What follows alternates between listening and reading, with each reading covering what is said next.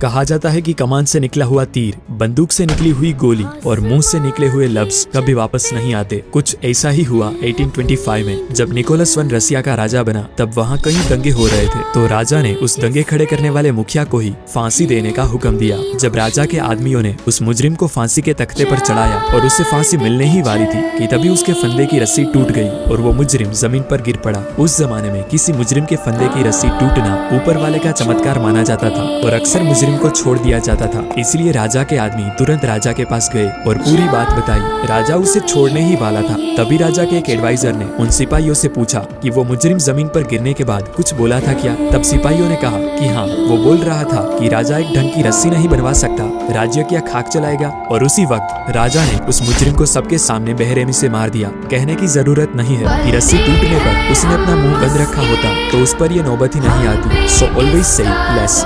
तुमको कोई गधा कह दे, तुम गधे बोलने से गधे हो जाते हो, लेकिन उसके गधा कहने से जैसे तुमने बाजू चढ़ाई तुम गधे हो गए। मैं कहता हूँ 6 महीने के लिए गायब हो जाओ, 6 महीने के लिए बंद कर दो।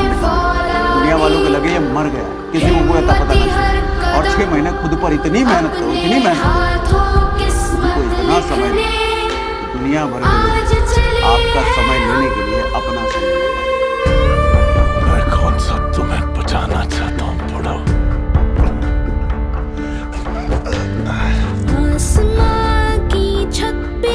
तुमने मेरी पत्नी को वचन दिया कि तुम मेरे बेटे को गोद में खिलाओगे। मेरी पत्नी ने मुझसे वचन लिया कि मैं तुम्हें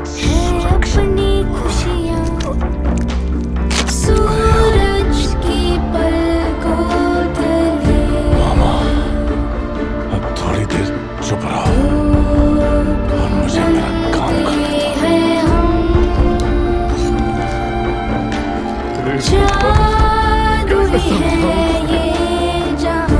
तुम्हारे पाँव पड़ता हूँ, चले जाओ, मुझे छोड़कर चले जाओ। डर रहे हो क्या? जब तक तुम मेरे साथ हो मुझे मारने वाला पैदा नहीं हुआ मामा।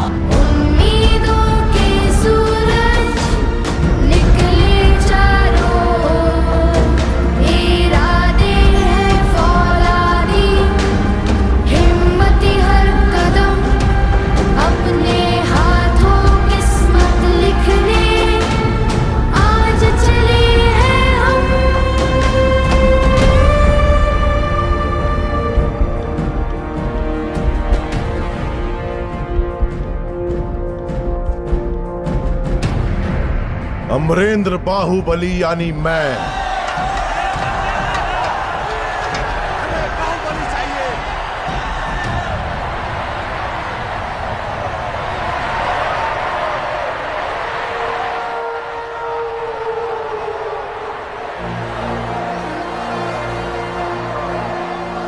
अमरेंद्र बाहुबली यानी मैं।